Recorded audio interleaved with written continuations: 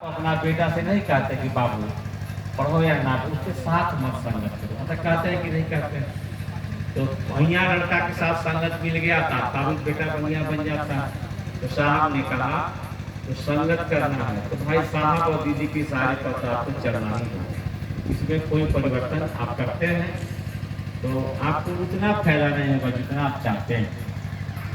इस जिला में, अरवल जिला में भी संजय बता रहे थे, हम लोग वो साहब ही बोले थे कि अरवल तुम्हारा बगल में है, चल देखो। और हम लोग बराबर जाते थे इसी रास्ते से पटना। फिर एक बार साहब का महोत्सव हुआ जहानाबाद में, तो हम लोग खुद बोले थे कि तुम लोग 50,000 रुपया सहयोग कर दो। तो हम लोग औरंगाबाद से सहयोग किए थे। बगल का जिला गया है, गया में भी हम लोग महीना महीना रह के शिव चर्चा किए हैं। एक दिन आता है उधर पलामू में एक बार साहब जा रहे थे काफिला के साथ, तो बोले हमको कि देखो पलामू का स्थिति बहुत बढ़िया नहीं है, गुरु भाई लोग वहाँ कमजोर है मुनाफी, तो सहयोग करना है। तो सारा हम लोग सहयोग किए, यानी कि जहाँ जहाँ कहते थे हम लोग वहाँ काम करने चले जाते हैं। कहे कि गुरु का आदेश में बल होता है। ठीक है, आप लोग का आप कहते हैं कि मेरे गुरु शिव हैं, सब कोई कहता है कि मेरे गुरु शिव हैं, लेकिन आदेश शिव दिए हैं, महादेव दिए हैं कि साहब दिए हैं? अगर आपको शिव दिए होंगे तो आपका अलग विषय है, हम लोग को तो साहब दिए हैं। तो आदेश में बल होता है, और आदेश कितना बढ़िया आदेश आया कि जाओ तुम शिव की बात करो। मैं अपना अनुभव कर रहा हूँ, आपका अनुभव नहीं कर सकता। हम जब से शिव चर्चा में जुड़े तो उसके बाद बहुत चले नहीं। मैं पटना गया था साहब से मिलने, बहुत पहले की मैं घटना बता रहा हूँ। साहब से मिलने गया था 97 के बाद, पहला महोत्सव औरंगाबाद जिला में 1997 हुआ था। लेकिन हम गए थे, बहुत मतलब नहीं था, खाना खा निकल गए। लेकिन हम पटना गए थे तो मेरे घर में गाड़ी मारुति भान खरीदाया हुआ था, उसी से गए थे। तो हम सुने थे कि 106 क्वार्टर में साहब रहते हैं।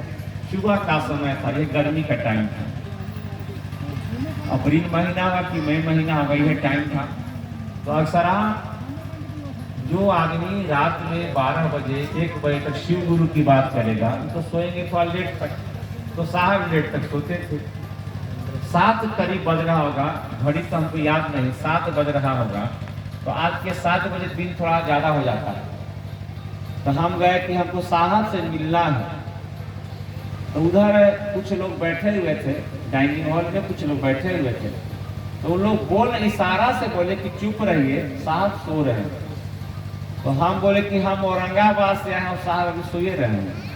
हम नया नया थे, उतना मतलब नहीं था। तब पता नहीं बगल में रूम में साहब थे, उधर से निकले तो उजला लुंगी पहनते थे, उजला व्हाइट रंग, आप देखते कि हम फोटो में। और गंजी जो पहनते थे ना, यहाँ तक बाही वाला पहनते थे। और उस समय टोपी नहीं पहनते थे। एक गला में लॉकेट था महादेव का, और इतना सुंदर चेहरा, उस समय बाल पूरा था उनका, इतना सुंदर चेहरा। तो हम उनको प्रणाम करने के नियत से झुके, मैंने प्रणाम किए। उन्होंने क्या है बालक, भाई साहब अगर बोल दें आप बहुत दुख में गए हैं, अगर साहब बोल दे के बाद तो लगता है ना कि दुख का नाश हो जाता था। जैसे राम जी के जो रावण और राम जी में लड़ाई होता था, तो राम जी के जो सेना घायल होते थे तो राम जी क्या करते थे, जाकर हथवाई से फेंक देते थे, तो सब खुश हो जाते, दुख दर्द खत्म हो जाता था। तो साहब कहे क्या है बालक, तो हमको मौका मिल गया प्रणाम करने का। तो जैसे प्रणाम किए ना, तो माथा पर हाथ रख दिए, तो रखे थे, मेरा मन पूरा एकदम रूम में पुलकित हो गया। तो लगा कि सही आध्यात्मिक पुरुष ही है। शुरुआत का दौर में कर रहा हूँ। इसके बाद शिव चर्चा में चलते जरूर थे, क्योंकि हमको कोई अगर बोल दे कि शिव चर्चा के नाम पर, तो हम भाग जाते थे, भजन गाते थे। एक दिन की कहानी है कि हम अपने गांव के मिथिलेश भाई सब गए थे दक्षिण सराय, एक जगह है समस्तीपुर, उधर में खास साल उसे जीप से चलते थे। उस समय बहुत कम लोग रहते थे। तो हम लोग इस साहब के साथ पटना आ गए थे। पटना जब आए तो सुबह का टाइम था, साहब अपने से पान लगा रहे थे, सुबह के टाइम में अपने से पान लगा रहे थे। और साहब थे, हम थे, मिथिलेश, मात्र 3 आदमी और कोई नहीं। तो मिथिलेश भाई बोले कि सर ये शिव पूजन है, शिव चर्चा नहीं करता। तो साहब ने कहा कि महादेव का मंच पर भाषण देते हैं। इसके बाद साहब हम पर देखने लगे, वो पान छोड़ के हम पर ताकने लगे। हम सही बता रहे हैं, मैं मंच पर बोल रहा हूँ, मैं कांपने लगा। जैसे आप देखे होंगे, कभी सीरियल में देखे होंगे कि साधु का ऐसे हाथ से रेल निकलता है और किसी में समाता है, उनका आँख से इतना रेल निकल रहा था और हम कांप रहे थे, पूरा बॉडी कांप रहा था, वो देख रहे थे। उस दिन के बाद से आज तक हम फिर नहीं बैठे, चाहे मेरी माँ मर गई हो, चाहे घर में घटना हुआ, रोज शिव चर्चा में जाना है तो जाना है। तो आप ही एक नियत बनाइए कि काम करना है तो करना है। तो कभी नानी घर भी आ रहेगा, कभी मौसी घर रहेगा, कभी